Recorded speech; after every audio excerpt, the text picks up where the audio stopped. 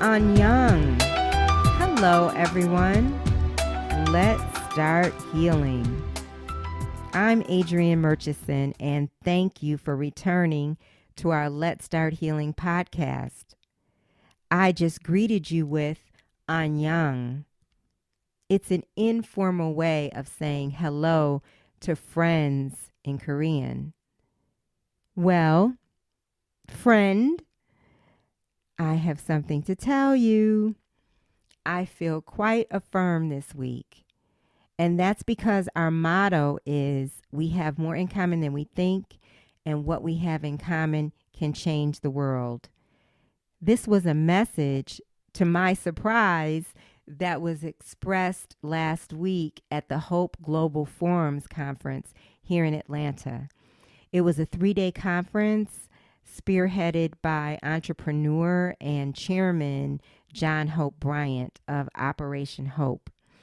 And he brought together CEOs of all different types of industries, such as the head of Twitter, Jack Dorsey, the head of UPS. There were all types of different notable names there who spoke to the attendees. So I was able to attend and had a window of time to attend on the second day of the conference. That morning, the former head of American Airlines, Robert Crandall, spoke, and among the other people was the head of BB&T Bank, Kelly King, and Raj Sisodia, who's the founder of Conscious Capitalism. And they all talked about the need and the urgency to connect in this world, for us to all have a new mindset and realize that we do have more in common than we think, and for us to follow our purpose, to use our purpose to really change the world. It was quite incredible to me. And they called for a healing. And then Bernice King came out, Dr. Bernice King came out, and she added to this the importance of healing and the importance of making a difference, getting out in the community and doing whatever we think speaks to our purpose and our will. It will make a difference to connect with each other, to connect through humanity. It was really something. And then she introduced, it was as if she was there, even though she had a definite message to convey to us. She was there to introduce Deepak Chopra, Dr. Deepak Chopra. And that was quite awesome. He is one of the spiritual leaders that I really enjoy listening to. And he talks about consciousness and how we're all connected all the time. To see him in person, up close, it was something. I was just trying to embrace the moment as I was trying to take video and pictures at the same time, admittedly. He started out showing this video that captured a baby from the embryo to birth. And it was, all politics aside, because that's something that is controversial right now. Our right to choose is at risk right now, but it was not about that. It was about how this video was about how we are connected to the universe from the point of the embryonic stage. He talked about the Big Bang Theory and how elements of the universe is indeed inside all of us, and how the thing, that love inside of us, the drive inside of us, the essence of us that makes you and me, that he talked about how that is a formless entity, something that transcends form and our body, and how it's weightless. It was so good. And then he sort of took us into a meditative state. He had us all close our eyes. This is a room of at least 1,000 people, um, easily more, but I'll be conservative in that number. And he had us all close our eyes, and he asked us, what's our will? What's our purpose? What brings us peace? What makes us happy? How do we feel when we think about the people that we love the most in a state of happiness and peace? And it was so good. And it was only a few minutes, and then he had us open our eyes, and he said, how was that for you? And there was an applause. And I think we all felt the power of what he shared with us and imparted to us. And he said, well, I'm going to ask you again, and hopefully I'll get a more enthusiastic response. And he said, when I ask you, don't respond to my question until I raise my finger.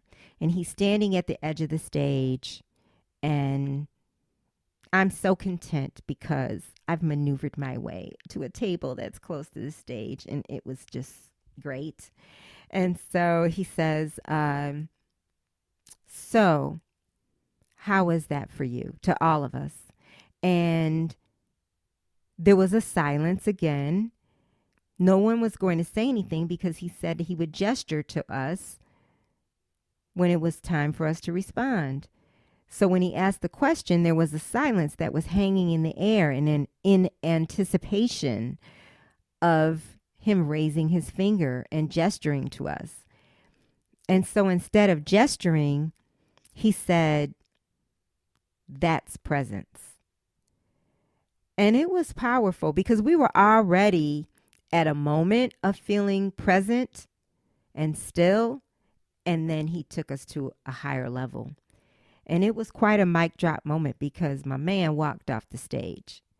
He just walked off the stage, and everyone truly gave him an arousing applause. It was so great, and I really felt like everyone in the room was in the same space in terms of our spirits. We weren't thinking about who we had to call, where we had to go, what we had to do. He had brought us to a place where we were all one. We were all connected. And I felt that everyone in the room felt that. So in the spirit of this connectivity, I want to tell you about our guest today, who is David. And he is a friend of mine through the weekly spiritual study group that I attend, A Course in Miracles. He's going to talk a little about his spiritual path and relationship with God, how he came to his relationship with God through A Course in Miracles. It's a very interesting story and compelling story. And he's going to share also his experience with the 12 steps of Al-Anon. He has been a part of Al-Anon for several years, and these 12-step groups are very spiritual and powerful. I've always, it's always resonated for me, the power of people in recovery, and I've really had an admiration and an envy of people in recovery and how they own what they've been through. And I've always wanted to be that way in my own life, about my own experiences. And I think I'm in a space for sure of owning my stuff, but it's been through, and I've attended 12-step groups years ago. I would attend Al-Anon, but the memory of it in recent work that I've done on myself, the memory of just people that I've known in recovery has stayed with me of just, I want to be like that. I want to own my stuff. I don't want to feel any kind of shame or embarrassment about the things that I've been through.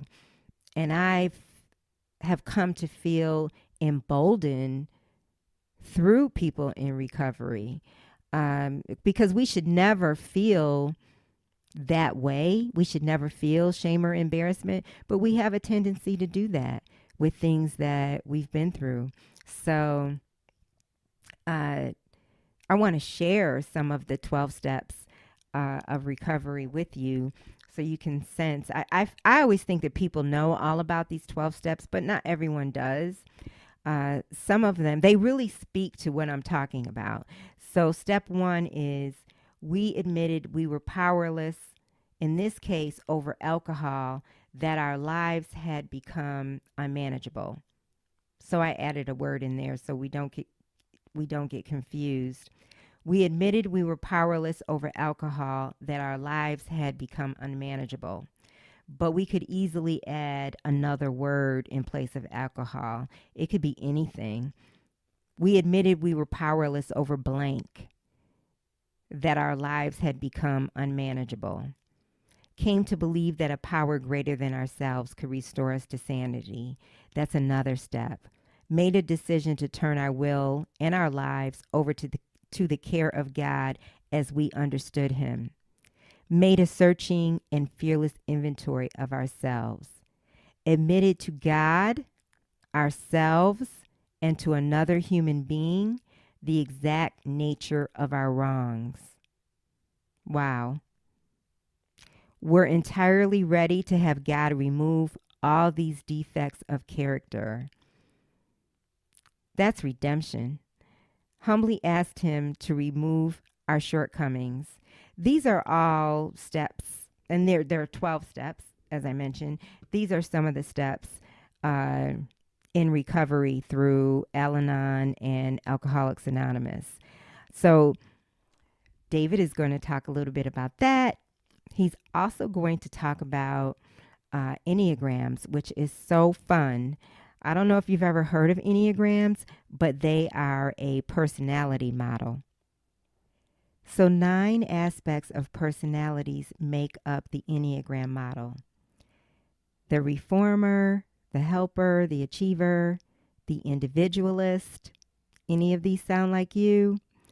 There's also the investigator, the loyalist, the enthusiast, the challenger, and the peacemaker. It can be fun to discover which personality represents you. I actually had help because David knows me fairly well, and he figured out that I am the peacemaker. That did resonate for me. It does resonate for me in a huge way, but there's also, it's not as simple as just knowing that this one thing is your personality. As he'll explain, there are other components as well. So it's pretty exciting. And before we meet him, I want to ask you to like us on Facebook, follow us on Instagram, send me that email at letstarthealingpodcast@gmail.com. I really, really love hearing from you and what you think of the podcast and any suggestions that you might have, any interests you might have. Please email me and let me know. Also know that you can listen to all of our episodes on iTunes and on YouTube. It's a YouTube channel for the podcast. Everything is under Let's Start Healing Podcast. Also, I want to let you know that we are not using David's last name to respect the principle of anonymity of 12 steps, 12-step groups, and the whole recovery concept. So let's meet him. Let's get started, and let's start healing. Welcome, David. Thank you. Great to be here. I'm happy that you're here. And as I mentioned, we met and became friends through A Course in Miracles. And so will you share how you got interested, how you became interested in A Course in Miracles? Sure. I was introduced to it by the same friend who years earlier, probably 12 years earlier, had introduced me to a 12-step program, to Al-Anon specifically, which is for friends and family members of alcoholics. So really for people dealing with their own response and reactions to being in alcoholic situations. And so this friend who had introduced me to Al-Anon and I had stayed friends and talked about so many different things as we went off on our separate spiritual paths. And at one point he was telling me about the Course in Miracles as just another thing that he was exploring and how powerful it was. And it's actually when I went to visit him, he lives in Florida. I went to visit him, and he asked me if I wanted to have dinner with the friend of his who had introduced him to Course in Miracles. And we met this friend for dinner, and the friend got in the car as we picked him up to go to the restaurant and said I was almost thinking of not coming because I just was diagnosed. I just learned that the cancer that I thought I had beaten had come back. And then I remembered that it's not real, that even my body isn't real. And I thought, why would I miss a dinner because of that? And I was so taken aback by that. I'd never heard anything like that. What was your thought when you heard just that? thought, like, I just don't believe that. I can't believe that. It sounded delusional. It sounded like he literally was just being delusional. And so I just was struck by it. We went to dinner. We had a great dinner. And he talked about it and explained what he meant by that, which really was my first introduction to the substance of the Course. And I just was hooked. So I came back to Atlanta. And Well, wait. yeah. What did he explain? He basically, said that what the Course in Miracles teaches us is that this entire material world that I experience, the vast majority of every single day as the real existence, is not in fact real. That it's something that I make up with my mind. And that what is real is what I can't see through my physical eyes, which is the love of God and the connection, the oneness that all of us have with each other and with God, and that every sign of separation, including a separate body that can get or not get a disease, a separate person that you can either have a good or unhealthy relationship with, that all of that is actually an illusion, and that what's real is our permanent, infinite connection to each other and to God, and that for reasons that I've come to understand, studying the Course for over 3 years now, that actually makes more sense than the fact that this material body, this table that I'm knocking on, etc., are real. And I guess I was intrigued enough by what he said, and I believed him. That was what was so interesting. I believed him that he was living a life of true happiness, not perfect happiness, but true happiness and peace, such that this diagnosis didn't affect his ability to enjoy his life. And so that's when I was intrigued enough to look up the Course in Miracles in Atlanta when I got back to town and found the group that you and I have been in for, in my case, over 3 years now. So when he brought this up to you, if this had been introduced to you at another point in your life, if he had told you about his experience and this isn't real, would that have resonated, do you think? No, I think in my case, and I know that there are people who do this in the opposite order, but in my case, the 12 steps were enough of a radical departure from life as I knew it before I was exposed to them, that I needed to do that first. I needed to be exposed to that first before I could ever have entertained the possibility of something like Course in Miracles being true. For whatever reason, to me, the Course in Miracles feels like a much more fundamental shift in perception. The 12 steps were jarring enough because what they have taught me or are teaching me, it's all part of an ongoing process, but what they are teaching me is that my perception of the way the material world operates is often distorted. And by that I mean that the most sort of powerful example of this is that I learned that my resentments towards other people are often clues of the fact that I have an issue that that I contributed to whatever the challenge in the relationship is, and often have to make an amends for that contribution. So in that case, I'm really learning that every time I feel resentment or self-pity and another person is involved, chances are I'm choosing to see myself as the victim as a way to cover up for the guilt that I feel. Sometimes justified, sometimes unjustified, but in any case, the guilt that I feel and that the 12 steps essentially help me unwind that. Well, that's a huge shift, right? Because I think it's been most of my life a preference to be a victim and to see somebody else as harming me rather than own up to my part and even make amends for that part. But as jarring a realization as that is, it's still assuming that the world is real, that the person is real and truly separate, that the issue is real that we have between us. And it's more just about seeing, taking a more mature approach to my part. It's quite a step further to see that not only is my perception of our interaction or our relationship distorted, but the entire world, as I see it, is an illusion and a distortion.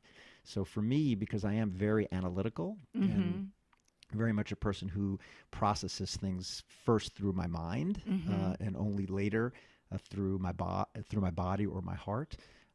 It had to spiritual principles and teachings need to, quote, make sense through my mind, and it took enough of a process to understand the 12 steps to ultimately get me to a place where I could even start to embrace something as significant, as radical as the Course.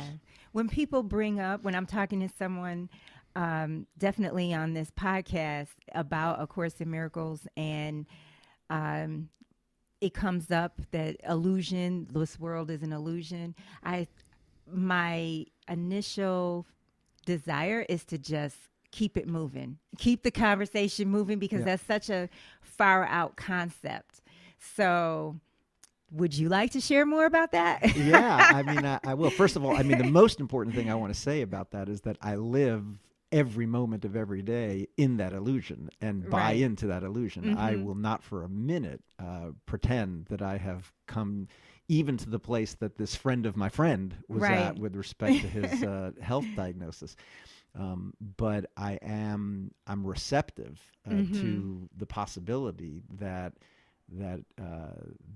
I'm wrong when I live in this world of illusion, accepting it as real. So and I will say that when I study the Course, particularly as I do every week in 2 or 3 different settings, when I do it with a group, and for an hour and a half, or even 2 hours, depending on the group, we all talk about it and process it together and talk about its application to our lives, I can really get it. I then walk out of that group and get back into complete acceptance of the illusion. But it is starting to feel more real, and it does make more sense. It does not make sense that God, as I've come to understand God, would have created a world like this world. It just doesn't make sense. Something's either wrong with the world or something's wrong with God. And so the Course in Miracles, again, looking at it analytically, which is my starting point, hopefully not the only way I look at things, but the starting point, the Course in Miracles simply makes much more sense than any other conception of God that I've had, because to imagine a perfect God being involved in any way in a world as imperfect as ours, as we make it, just doesn't make sense. And maybe that has to do with the fact that I wasn't raised with any spiritual or religious beliefs and didn't have literally any exposure to them until I was 41. I'm only 56 now, so it's only 15 years. And I believe that I couldn't have come to something like this if as easily, not that it's easy, Right. but if I had to, on top of all of this, reverse religious or spiritual training that I had Mm-hmm. taken on as a child. So you grew up in the Jewish faith or I grew how? up in no faith. My parents are Jewish, both still alive, Uh-huh. but I really wasn't raised with any exposure to it whatsoever. So the way I really think about it is, religion to me was like opera. It was this thing I knew existed, but I didn't Uh-huh. have any idea what it was. I knew that some people had something to do with it. Some people went to opera. I knew I didn't. So I was aware of it, but it was Uh-huh. I was as indifferent to it as I was to opera. So did you have feeling or awareness or experience with God growing up? Not consciously, not Uh-huh. consciously at all. I mean, I'm sure that there were experiences that I'm no longer remembering Mm-hmm. that were spiritual experiences. But Mm-hmm. as I now tell the story of my childhood, which of course I'm making up, right? Uh-huh. It's today's interpretation of what I experienced then. I just picture myself from the earliest age as just in a hostile world, trying to survive and deal with the quote unquote reality of Yeah. the harshness of it all. Yeah. And I didn't have any sense of a God having anything to do with it. It just Mm-hmm. was what it was, Mm-hmm. and it was hard, and it had a sort of a bleakness to it, and a Mm-hmm. kind of a grainy black and white kind of quality to it.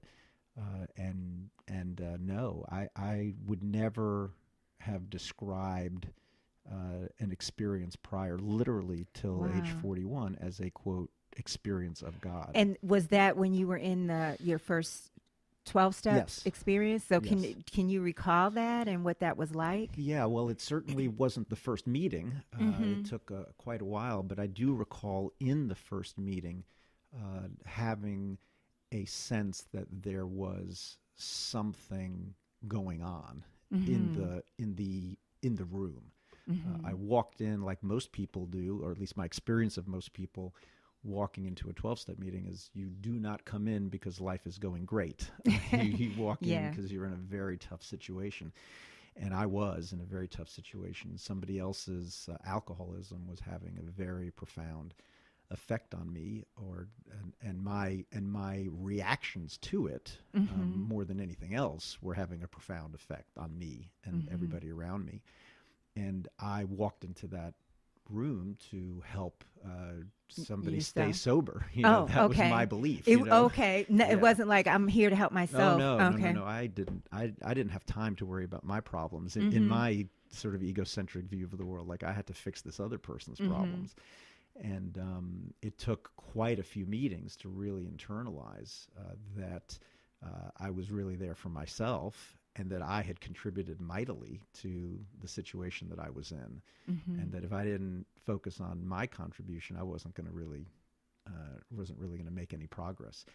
And so I certainly didn't walk in looking for God. That was the last thing that I was interested in. I just wanted to get somebody sober or keep somebody sober, Right. and that was it. I did learn. There's a great expression in Al-Anon that I was fortunate enough to hear in my first meeting, which is what they call the 3 C's, which is that I didn't cause the alcoholism, I can't cure it, and I can't control it. Mm-hmm. And that was a huge relief for me, even in that first meeting. Again, nothing to do with God as far as I could Mm-hmm. tell at the time. Of course, God was in it. Right. But just the thought that I didn't cause it, because I had really come to believe that I had caused it. I Mm-hmm. took on responsibility for it.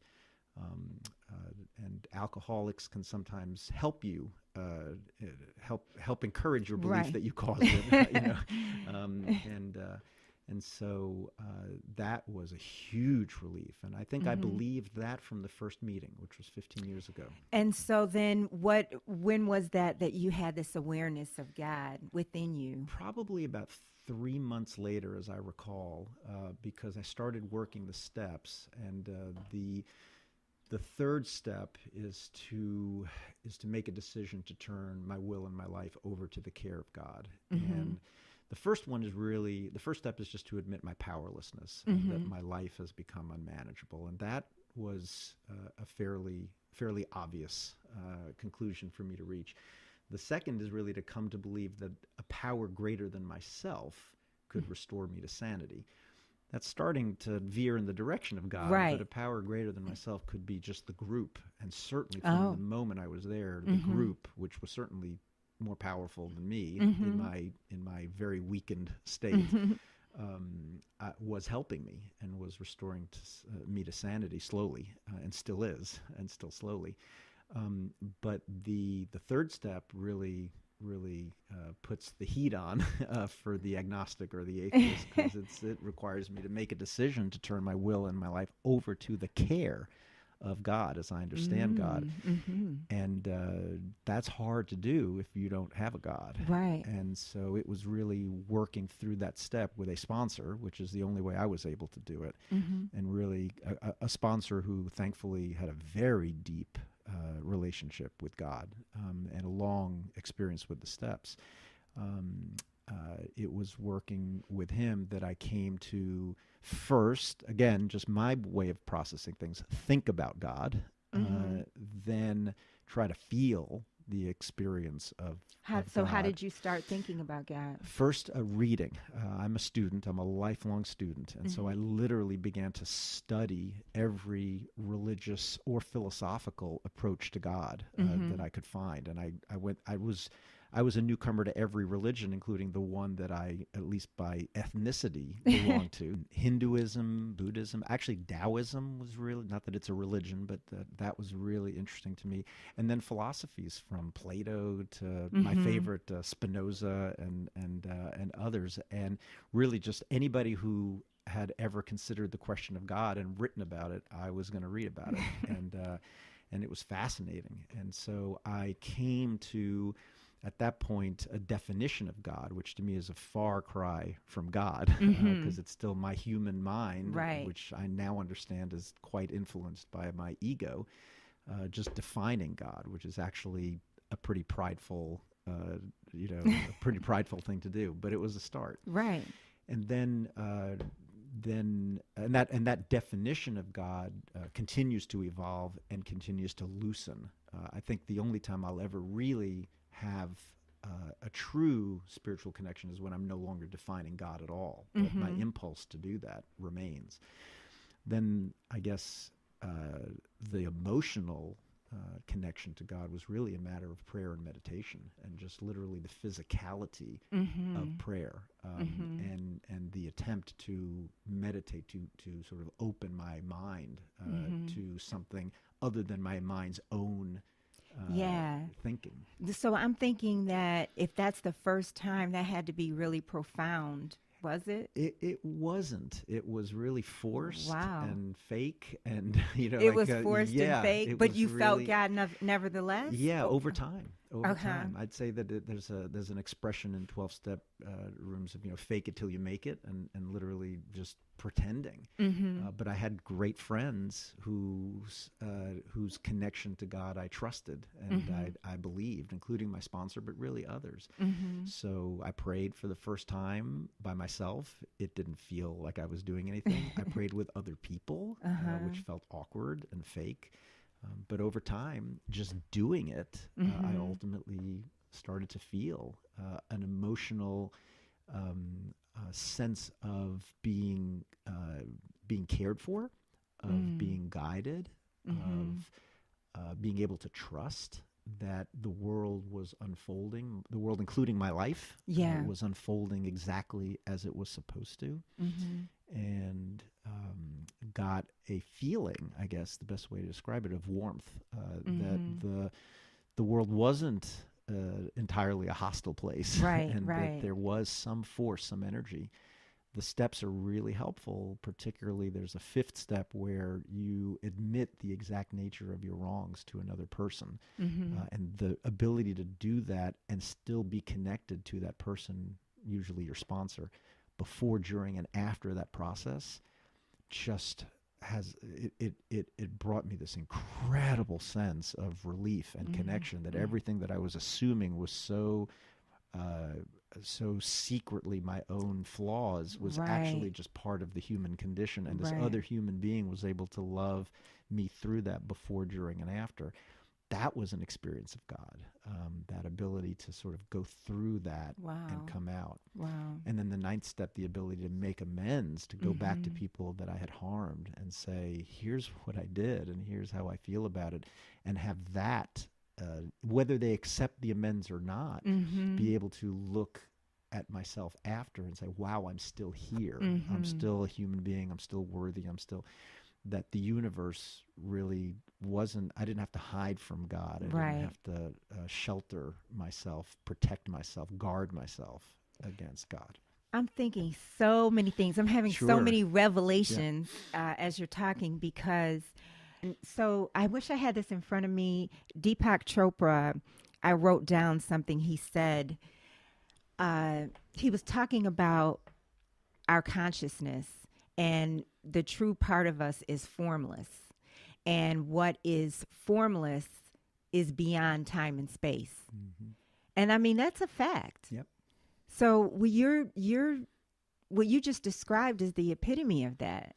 It feels like it to me that there is something, especially against the backdrop of thinking that the only thing that is going on in life is the struggle to survive and compete for Right. attention and resources and security, and then to experience the energy of forgiveness, for example, Yeah. the energy of connection, and the energy of okayness with God, Yes. after revealing who you really are to yourself and to others. Yeah. That is beyond form.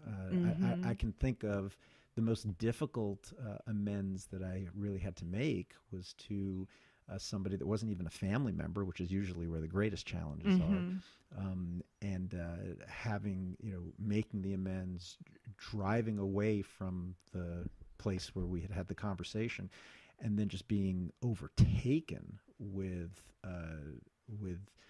the power of what had happened, that I had to pull the car over to the side of the road and Wow. just was crying and releasing all of that resentment and guilt and the guilt for what I had done, the resentment that I used to cover up the fact that I didn't want to feel the guilt, and having that all release and flow out of me, and the fact that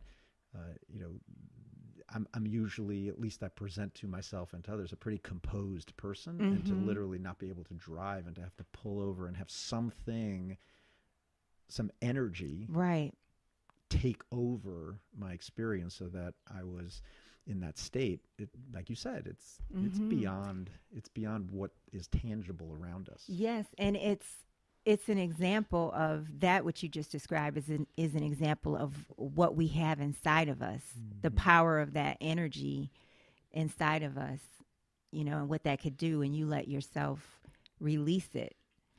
Yeah, or I was released. I don't even. I Yeah. didn't have the sense that I was letting anything. It just Yes, I had this I had this thought too, because when I was thinking about you, and just until the age of 41, not having an awareness really, and walking through the world. And I remember when I was living, I've always had an awareness of God for as long, my earliest memories. Okay. But I remember when I was living in New York, I would go through these periods where I think now when I look back, I was totally in this world, in this illusory world. And then all of a sudden, like after a few months would go by, I would have this big physical consciousness of God. It's like somebody woke me up. And then I would think, wow, what was I doing? Like I would have an awareness of how I had been walking around with not the same power of consciousness. And that would stay for a few days, and then somehow I would fall back into a sleep. It was weird. It was always weird when I would come back to the consciousness. Yeah, it's interesting. If you want during this conversation to talk about the Enneagram at some point, Yes, which I think for you sure. said you did, what you described as compared to what I described, really the Enneagram has a lot to say about that, because I'm so inspired by people who can have what you just described, a physical experience Uh-huh. of God. Because again, as I was saying, I process things mentally. Right. And what we know about our different Enneagram types Uh-huh. really has a lot to say about that. If you really are the 9, the Yes. type 9 that we talked about, that is one of the 3 body types of Oh the 9. my. And if I'm really a 6, it's one Uh-huh. of the 3 head types. So there's Really? 3 head types, 3 heart types, and Uh-huh. 3 body types. And it would be, dramatically easier for 8, 9s, and 1s to process things if they're aware of their body, Right, which right. they aren't necessarily, but to Uh-huh. the extent they are, to have a physical experience than it would for a head type. So, Wow. so but we can come back to Yes. that later if you There's want. so many things, and I feel like we're jumping around, but it's just it's so fascinating. Okay, so rewind for a second, and how would you characterize A Course in Miracles and God for people who, when we were talking about it a few minutes ago? Sure. I'm new to it. First of all, I want to say I've only been studying it for 3 years, and it's quite a dense textbook, and has a great deal of complexity, or at least it seems to, within it. So, I'm not an expert. I'm not an expert in any of these topics, but as I understand it so far, what A Course in Miracles is a guided curriculum that allows me to understand reality completely differently than I've understood it before. And it allows me to see the world differently, and really even see it through different eyes, rather than seeing it through the physical eyes that see physical reality, to see it through an entirely different center of intelligence, and to really experience reality as the truth and the love that it is. And it requires a great deal of unlearning of what I've brought into the Course from life experience. But it is all ultimately about forgiveness.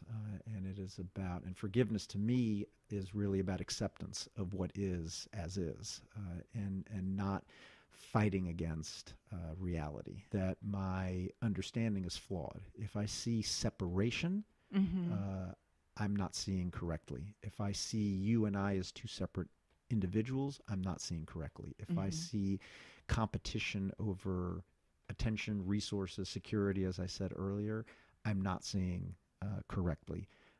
Anything that involves separation is flawed perception. And the second is loss. That loss, and which includes sin and guilt, is simply not true. And yet, it's so, living through the ego, it's so easy to see loss and the guilt and sin that's associated with that. And so the Course essentially is unwinding all of that thinking. And it's challenging. It's very challenging to do, because not only do I have a lifetime of experience that reinforces all of that flawed thinking, but everyone who I believe is a separate being walking around with me seems to reinforce that thinking, except, as I was joking earlier, for a couple of hours in a room of like-minded people for a little while until we walk out, and then you got to start all over again. Right, So, right. I don't know if that helps, but that's sort of how I see it. And God is literally truth and love. It just is what is. And it's, as I was thinking about God before when we were talking, I'm like, I can't really say what God is, because the definition of God is itself a form of idolatry. My mind's defining of God is a prideful act. The way I looked at it last night when I was thinking about it, a Friday night, I should say, in one of the groups that we were in, was the Course has this notion of a special relationship. And a special relationship is a relationship I form with something, or I form an attachment and decide that it has such importance to me that it essentially becomes my God. And I can form a special relationship with my concept of God. The most obvious example is sort of a religious belief. Right. Any religion that excludes other religions is a special relationship. God wouldn't have one religion, for example. Any definition of God that that says God is this, and by implication is not that, it's really hard for a mere human, in this physical form to do.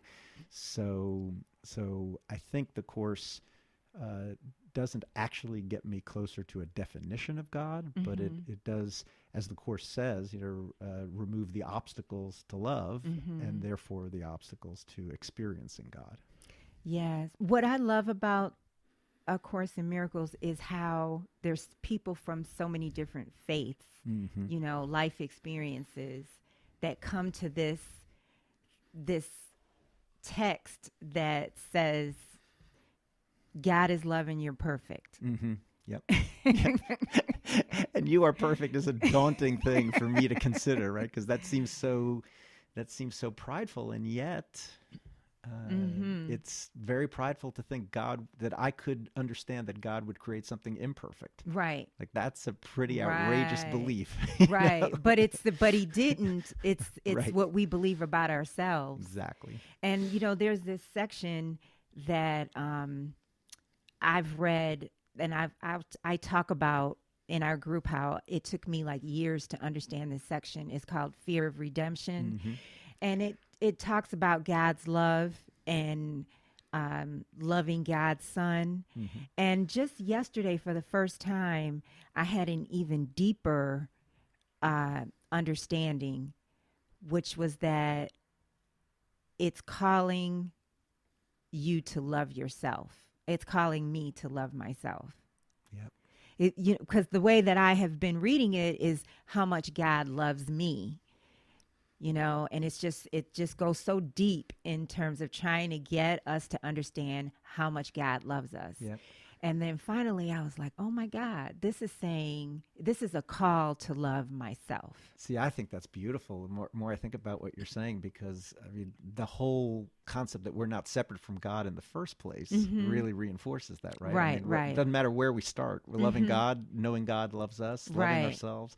Whichever one is our deficit, whichever one we're Right. struggling with, if we focus on the others, we'll get there. Right, 'Cause right. It's all one. Yeah. It's all one. Yeah. So before we get to the Enneagram, which I so much want to talk about, is talk about how you like to blend. You see the connection between A Course and the 12 Steps. You talked about that a little bit, and I'm bringing Sure. it up because of the group that you decided to form with another friend that is bringing a 12-step perspective to A Course in Miracles. Yeah, I am even newer to seeing the connections between the Course and the 12 Steps than I am to the Course. But to me, they're sort of the two programs are kind of separated at birth. The more you look at either one, if you're working both of them, the more similarities you see, or the more similarities I see. They're different in some very important ways.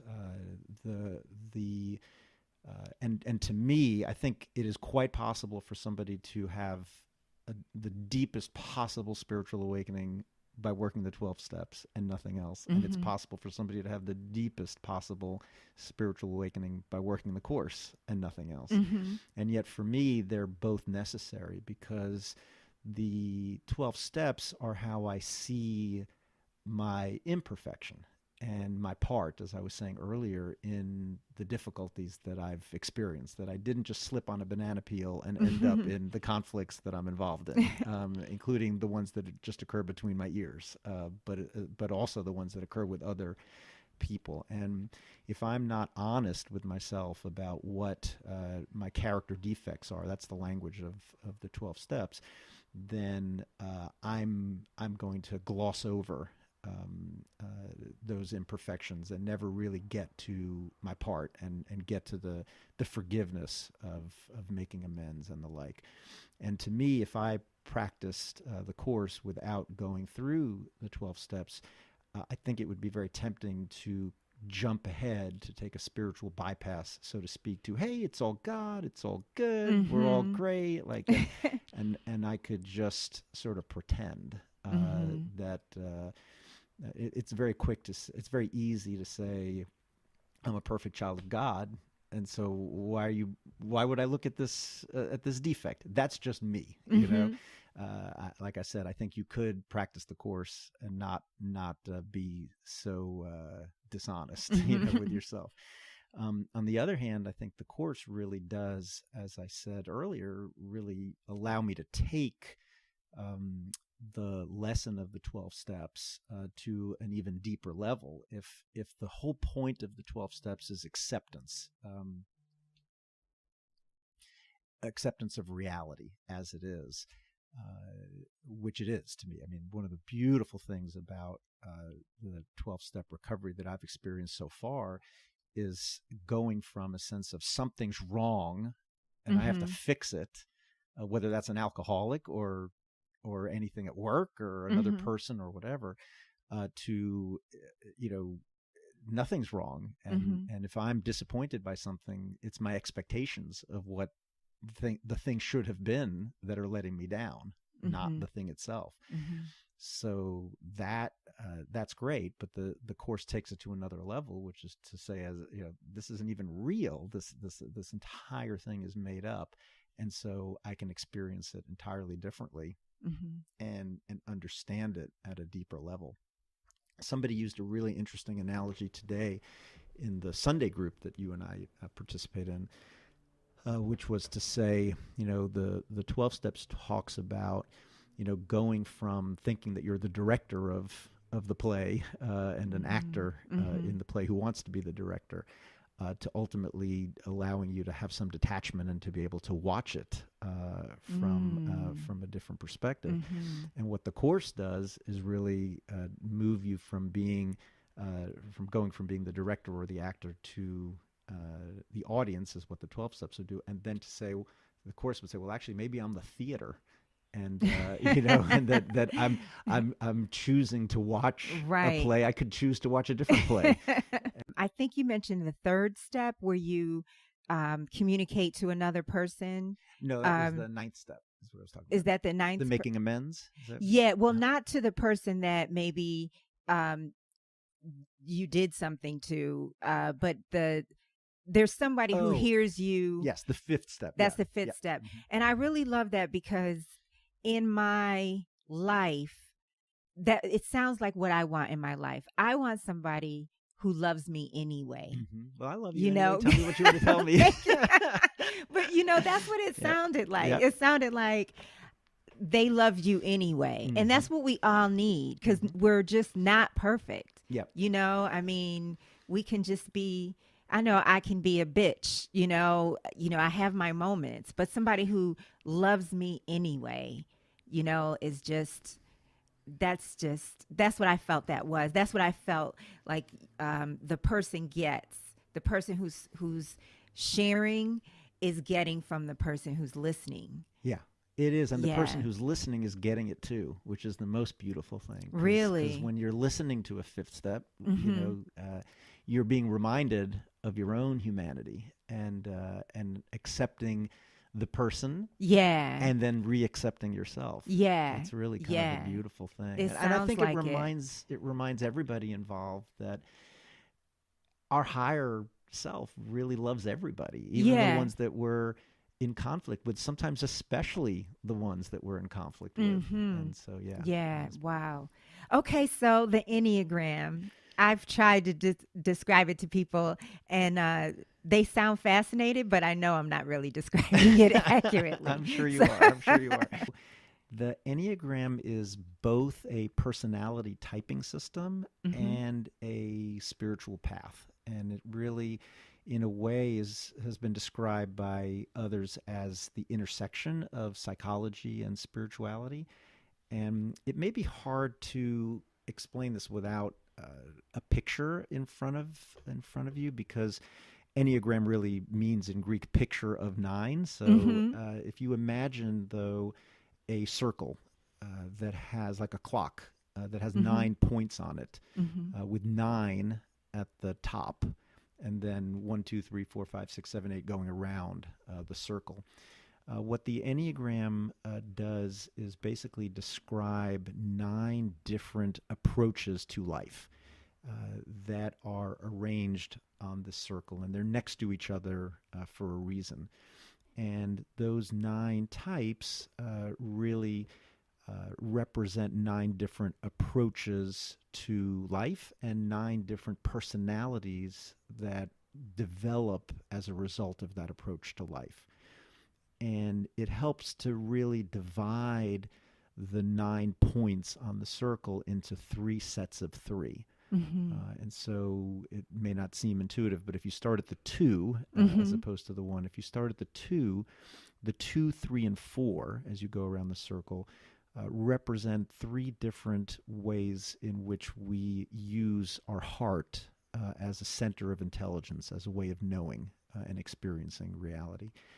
The 5, 6, and 7, continuing around the circle, are 3 different ways that we use our mind, our head, as a center of intelligence and a way of experiencing life. And then the 8, 9, and 1, coming full circle at the top, are a way in which we use our body, our gut, our sense of a gut instinct as a way of experiencing reality.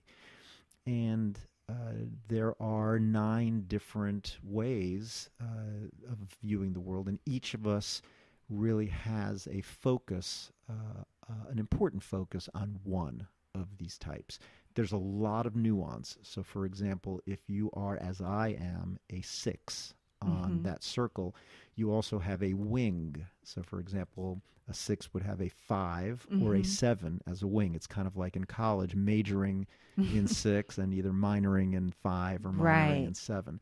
A 6 who minors in 5 has a somewhat different personality than a 6 who minors in 7. But if you start from that picture, and then start to understand, first of all, which is the center of intelligence that I use as my first screen on reality. So I, for example, probably most people would recognize, if they know me, that I use my head. I think things through first.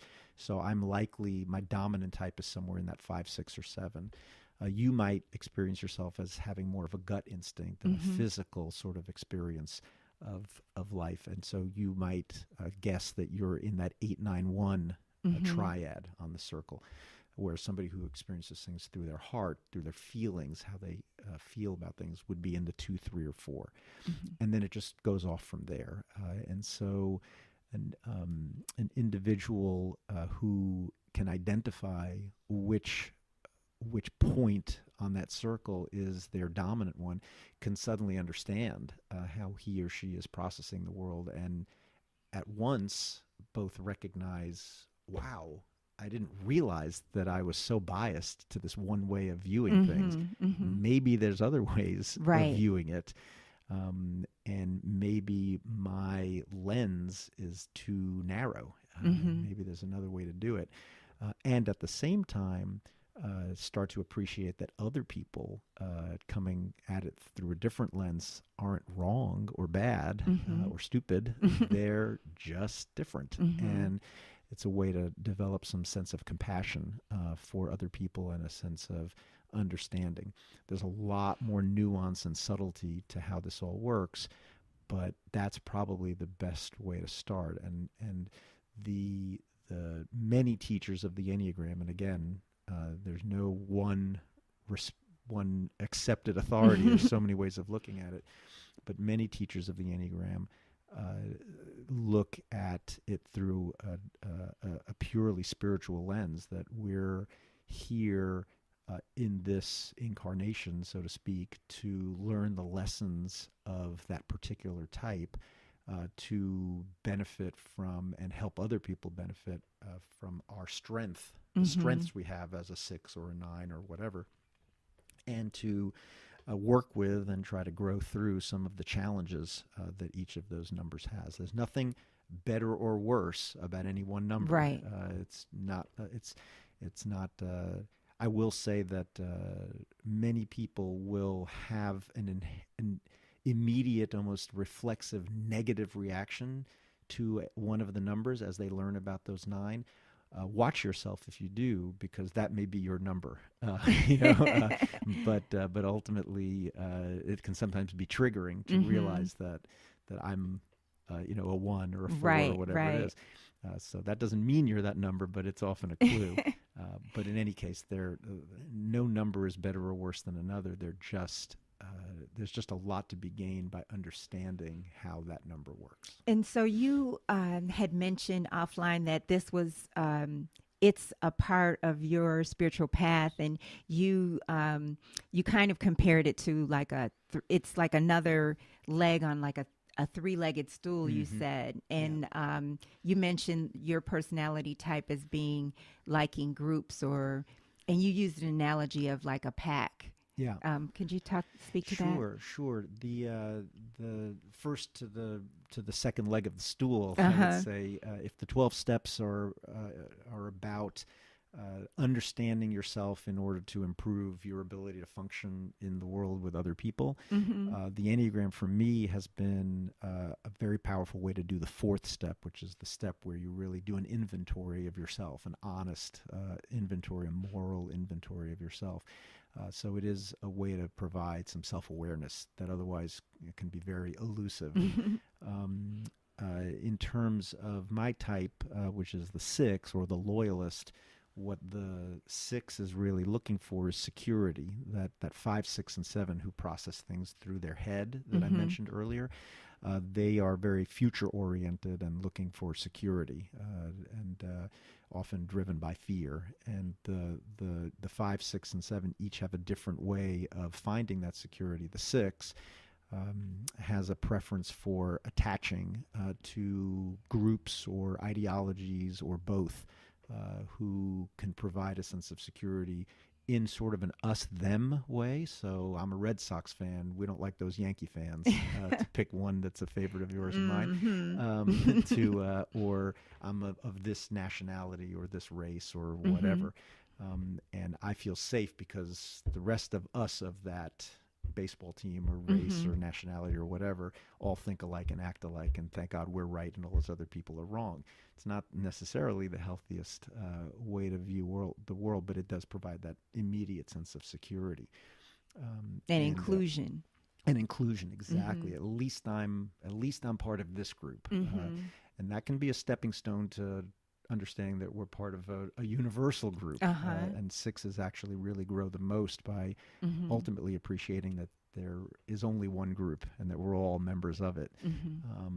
But that is the way, or one way to find the security. So it's either this group or this guru or this book or this ideology, and 6s they're called the loyalist, but they can often struggle with loyalty. They can be loyal intensely to group A and then immediately become skeptical and suddenly switch their loyalty just as enthusiastically to group B. And same with ideas, same with gurus, etc. So if you notice somebody who has that tendency, they may be a 6.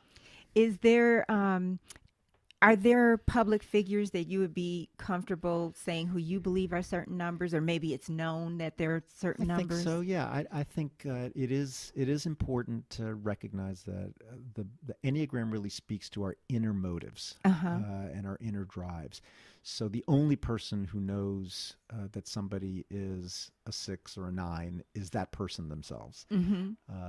Having said that, there are many folks who are quick to pick political figures or musicians or whatever and type them. And in fact, that's a favorite hobby of mine, to read biographies or watch documentaries and try to do that. I don't think it's a bad thing to do or a dangerous thing to do, as long as you remember that you can't know that George Washington was a 1 because he's not here to tell you how he thinks and feels. Having said that, you read his biography, he's a 1. At least I think so. So yeah. And I'm happy to talk about others if you want. You said Hillary Clinton. I think you Hillary mentioned Clinton's a 1 as well. And a 1 is? 1 is called a reformer. Okay. That's the person whose approach to situations is to fix them, and who is looking for a sense of respect and autonomy by doing the right thing and encouraging others to do the right things. A one can express itself in a wide variety of ways. So you can have very different approaches to it. So it was probably accepted by most people that both Hillary Clinton and Bernie Sanders are ones. But, if you just watched even They a little seem bit, different. they seem very, very Right. different, and they are. But they both have that focus on what's the right way to do it and how do we get people to do the right thing. So if you just work backwards, for example, through presidents, many people would say that Donald Trump is an 8, which is the challenger. Okay. Barack Obama was widely believed to be a 9. His predecessor, George W. Bush, widely accepted by Enneagram folks, not that there's some committee, to be a 6, a loyalist. Bill Clinton, a 3, most likely, the performer. And just you can work your way And back who from was that. Bill Gates? You said he was Bill what? Gates is probably a 5, most people would say. And what is but that? The 5 is called the investigator. So it's the person who takes while the 5, 6, and 7 are all analytical types and really process things through their heads, the 5 is more of the detailed, deep diving kind of analytical thinker. Not every science-oriented person is a 5, and not every 5 is a science Right. oriented person, but there's often an overlap. So people would say that both Mark Zuckerberg and Bill Gates are likely 5s. But you'd have to know them again, and really talk to them to really understand whether that's true. What's Oprah? Oprah, I think, is widely believed to be a 3. She has elements of 2 as well, the helper, but she's 3, the performer, the achiever, very focused on sort of image and achieving things and success and the like. So when I was talking about feeling God within me physically, and you said that made sense for a 9. Yeah, what it makes might. I sense? mean, not every 9 would say that, and sometimes, just like a 6 is said to be in the thinking triad, the 5, 6, and 7. They can also be very out of touch with their thinking, not know what to think, and have to ask other people what to think. So too, a 9 can actually be out of touch with their body and the intelligence that's contained in their body, but not necessarily. And ultimately, the real power for a 6 is to find their own guidance from their thinking, and for the 9 to really be in touch with what their body is telling them. Right. And so it That's wasn't so true. surprising when you said, my experience of God is physical. I have a physical experience of God. That's much more, that to me feels much more like what you would say than what I would say. And so, and my belief is, if I can have a physical experience, you can have a physical experience. And that's what's so powerful about the Enneagram is that it helps me realize that just because I have first a mental experience doesn't mean everybody's going to be able to have a mental experience. Right. And similarly, it might help an 8, 9, or 1 say, other people may not experience things physically. They may, and that'd be great. And ideally, we all get in touch with all of our centers of intelligence and all 9 points on the Enneagram. But it might be more of a challenge for the people who aren't 8, 9s, and 1s to really have that physical experience, or at least have it be the lens through which they are experiencing, whether God or anything else. Yeah, I had this experience last night where, we have our friend Clarice, who leads our Sunday group. She likes to use a phrase about, she'll say cat's paws, like maybe tension might creep up, on us on little cat's paws. I'm just making up that example, but she might say something like that. And so I was at this jazz place, and I was watching this piano player. I had this great view of the piano player, and it was a quartet. It was fantastic. Like I could just every time I'm see live music like that, I think, why don't I come here like all the time, every Yeah. week. But anyway, they're playing this tune and I'm just really feeling it. And I'm watching the pianist play. And I mean, I literally like had a moment where I like my posture just like went up, Mm. and I turned to the person I was with and I said, "Did you feel that?" And I really felt like cat's paws went across my heart. Wow. And Wow. it was just for a moment. And then it was so startling that I had to just acknowledge that happened. Yep. It was bizarre. That's So intense. Yeah, that's intense. I would say that's not a typical experience for me. well, But I hear you. yeah, I had to share that. Yeah, that's So, great. That's great. um, and so if we are, say, at work, we're in the workplace, and we encounter a certain personality type, and we might recognize them just through studying enneagrams that they're a certain personality. That helps us by not taking it so seriously, or Yeah, how does it help? maybe not taking it so personally. Mm-hmm. So if you're a 9, which you may be, and if I'm a Mm-hmm. 6, then if we're in the workplace and I'm feeling a sense of stress about Mm-hmm. something, Mm-hmm. and you and I, let's say, are colleagues, we're peers, Mm-hmm. and I feel a sense of stress and urgency, and you are feeling peaceful and relaxed, and I need you to feel urgent with me and join me in my sense of crisis, Uh-huh.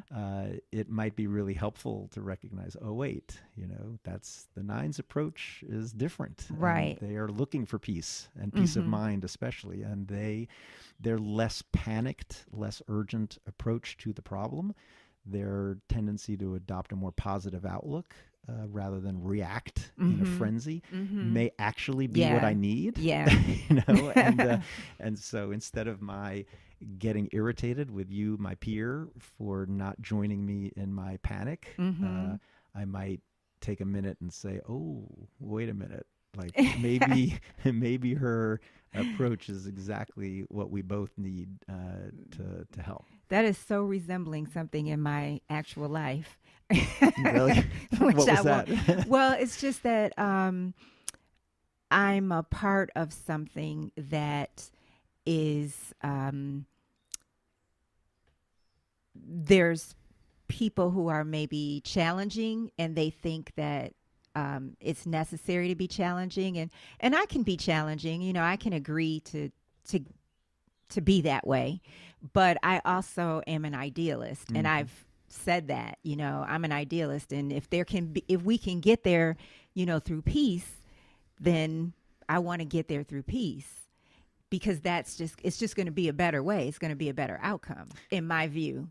And so, but when I say, I'm an idealist, which like I know that, and people who, are close to me know I'm an idealist. But if you just say that to somebody who doesn't really know you, I mean, you get the eye roll kind of, Mhm. so. Yeah, yeah. But it might be nice to to just know that that's one of 9 approaches, and it's Yeah. no worse than any of the Yeah. others, and no better than So any don't of the hold it others. against them. Yeah. That's just the way they are. Don't take it personally. Don't take it seriously. Exactly, Yeah. exactly. And most important, I think, is really the self-acceptance of, look, I'm a 6. I'm Yeah. prone to like follow rather than, follow somebody else's guidance rather than understand and get in touch with my Right. own. Mm-hmm. That's not necessarily the most helpful way to live, but it's what I'm prone to do. Right. And if I see it, I can catch it a little bit earlier. Yeah. And similarly, the 9's can bring peace, which is Mhm. wonderful, but they can also sometimes not act as Yeah. quickly as might be necessary. And so Yeah. having that sense of, well, maybe I just want to second guess my reluctance to step into who I am and what my opinion is and what action might be necessary, and second guess it and say, well, maybe there is a role for me here. It's just another way to second guess yourself and not beat yourself up for being a 6 or a 9, but just say, wow, maybe there's another way to do it. And I think what I'm also getting is, I think that it's a nature. I've noticed it's the nature of a lot of times for us to put people in a box, and this is an opportunity to not do that and not put ourselves in a box. Because so you're 6, and you can be in your head, but I clearly see how you're not in your head. So you've obviously taken yourself out of a box. And I know that even though I'm a peacemaker, I can be challenging. Yeah. So don't put me in a box, is how I feel. Absolutely. So yeah. Yeah, I think that's great. It's really funny when you teach the Enneagram to folks, I teach is probably too presumptuous a word. When you introduce the Enneagram to other people so they can teach themselves, you find that certain types really react differently. And so the 4, the individualist, is the one least interested in being put in a box. The last thing you want to tell a 4 is, you're a 4. I'm not a 4. I'm me. I'm uniquely me. I'm Joe or Sally, And it's almost funny to watch a 4 react to the Enneagram. And the more they protest that they don't like it, the more they're reinforcing that they're a 4, But you have to be careful because, of course, they are individuals. Yeah. And it's really not helpful to use the Enneagram to type people and to say, well, because they're this number, I know they're going to do this. You have no idea. And there's so many variations on a theme and so many subtleties. Yeah. I think we mentioned the wing earlier, and there's the tri-type, which we talked about, where you actually have 3 different numbers, and then there's a whole bunch of other factors that get into it. So, but yeah, that's the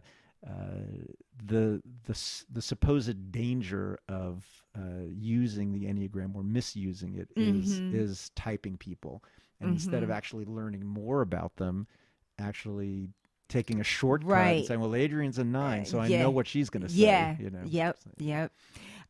So if somebody wants to know more about Enneagram, would they just Google, or what should they, what's the best thing? There are many different schools of thought. The one that I personally have gotten the most value from is The Wisdom of the Enneagram is the textbook of this school.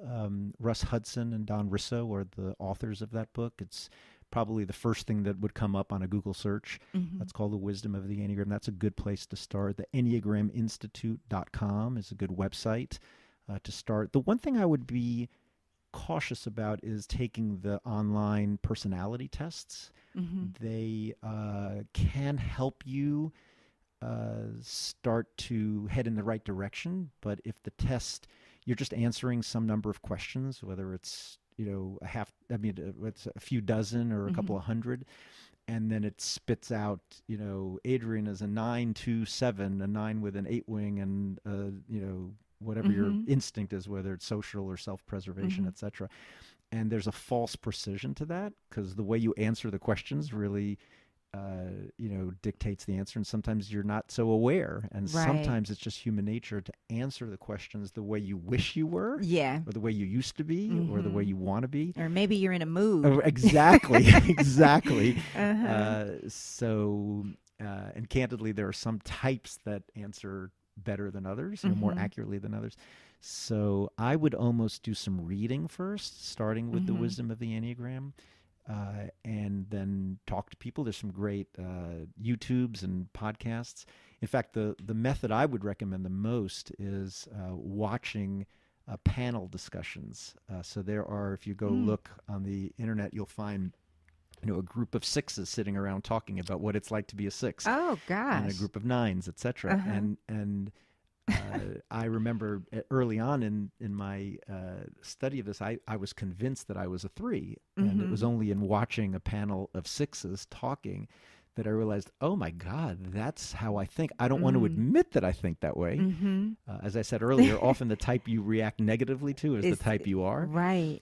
And I watched it, and it was unavoidable. I was like, they're just reading my journal Oh my out gosh. loud. And so at that point, I'm like, wow, I guess I'm a six, damn it. And, And then and it's comforting too to know that, it's just, I do remember thinking that um, when you first introduced this, I remember thinking, I'm not the only one like this in the world. uh-huh. That's Yes. comforting. Mm-hmm.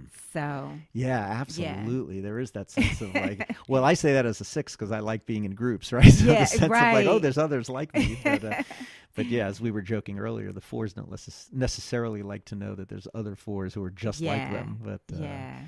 I like to ask a few questions sure. before we end. And so one is, do you consider yourself, I feel like I know the answer to this, but do you see yourself as actually a healer and a seeker, or a seeker or a healer? I would say I identify immediately with a seeker. Uh-huh. I think that's pretty much the way that I view myself going through my days these Mm-hmm. days. Yeah. I think I was a suppressed seeker, for like I said, 41 years. Uh-huh. But I would say that I think of myself as a seeker. I don't believe that I will find what I'm seeking for completely and absolutely in this lifetime, and I don't know, much about what the next lifetime is or anything about it. But I do think the process of seeking does feel like the purpose, And you're of my life. seeking an Seeking understanding an or. understanding of life, of God, of myself, of other people. Mm-hmm. I think in terms of healing, I have probably experienced myself for many years now as someone who is healing, but I do know that the process of being in recovery with other people, particularly sponsorship, where somebody leads another person through the 12 steps, is a process of sort of mutual healing, that by healing ourselves, we're healing other people. I think we Mm-hmm. touched on earlier that when you hear somebody else's fifth step, it reinforces Mm-hmm. your own sort of sense of acceptance of yourself as a human being. I do sponsor people in my 12-step program, and I really do get a sense that when somebody brings me a challenge and I just Mm-hmm. help them process it, you don't really ever give advice, just really Mm-hmm. listen and help somebody see how to apply the steps, that it very frequently brings up a very similar issue in me. It may not be exactly the same thing, Mm-hmm. but it really does help me see something about myself. And I know my sponsor says the same thing about Mm-hmm. the challenges that I bring him to discuss with him. So I think that there's healing going on. I don't see myself as walking around with the purpose of healing people. I may just be too self-centered for all that. But I do know that I'm in settings every day where I'm with other people and everybody involved is healing. So Mm-hmm. I guess to that extent, I would cop to healer as Yeah. well. Yeah. Well, I think also you in knowing you see people like you, and it's not from your head. I feel like you see people's spirit. Well, thank you. I mean, that I appreciate you saying that, because I would say for much of my life I felt a lot of shame about the fact that I do process things through my head. It took until really coming in touch with the Enneagram to really accept that. Uh-huh. But the fact that it would be beyond that is a compliment still for me. So thank you. So yeah, and I think about that it must be really useful that I see I know how well read you are, and that just seems to inform the other part of you to me. Thank you. So, so what do you think God calls you to do, if anything? To grow more than anything. I Mm-hmm. think that the I do think by growing an understanding of God myself and other people. I can be of service more than any other way. I think that, again, it is just my approach to life, that understanding really is critical to growth, and so and ultimately to being of service. So I think that when I deviate from that as my purpose and decide that my purpose is to fix that or fix that person, or change that system or protest that law or anything along those lines, I personally do more damage than good. So that doesn't mean that other people can't be effective that way. Right. But I do better when I become aware of the truth, accept it, and then take whatever action I feel led by God to take, which is often not much. Really just bringing an attitude of love and forgiveness to the situation. So I don't know if that answers your question. It does. It does. Have you had an experience where you said that was just totally God?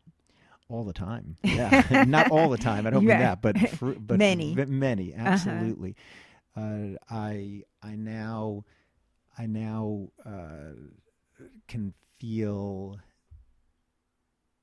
that something that I notice in the environment was brought to my attention for a reason, that a person's comment was brought to my attention for a reason, that I didn't accidentally end up anywhere, that everything is being, that I'm being guided along a path, and I believe that I can make choices along the way, but the way I visualize it, God is always redirecting me, no matter what choice I make, so as to optimize my chance of growing and learning.